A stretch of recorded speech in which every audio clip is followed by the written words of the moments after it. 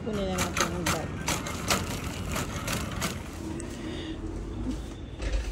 Ay.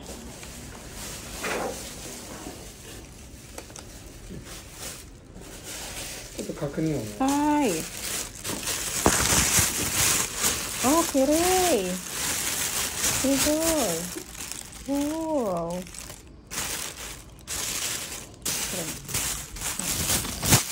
Oh, Lord.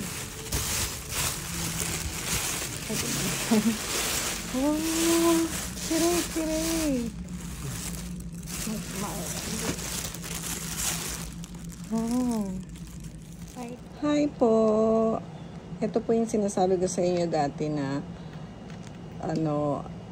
ang hirap makahanap ng magpapalinis, magpapa-cleaning, lalo na pag Chanel bag.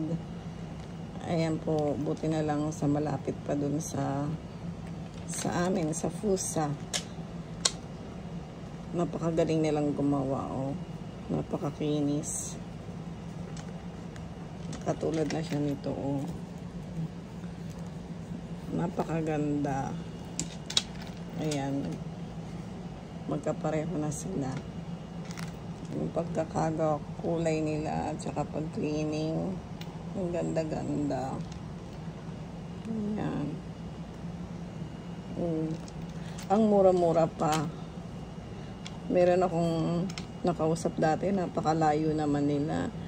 Tapos yung isa naman, medyo malapit lang, Tachikawa. Pero napakamahal. 39,600 yen ang charge. Kaya lang hindi siya tinanggap kasi depende pa sa itsura ng bag na ipapagawa nyo. Hindi katulad dito sa Fusa, dyan sa may Seiyu, sa baba. Pakita ko sa inyo yung resibo. Nandun naman po yung address nila.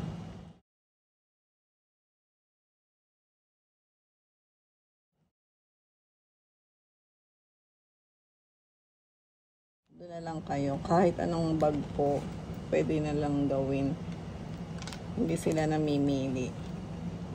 Kita nyo, napaka kinis. Vintage po kasi itong mga bag na to. Kaya dito.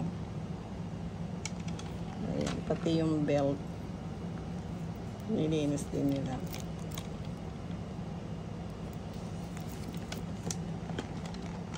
Maganda kasi pag vintage. 30 years na yata itong mga to. Ayan. Diba po? Yun lang po. Kasi ako, hirap na hirap akong humanap. Kaya po, i-recommend ako sa inyo yun. Yung place na yun. Mabait po sila doon. Thank you po.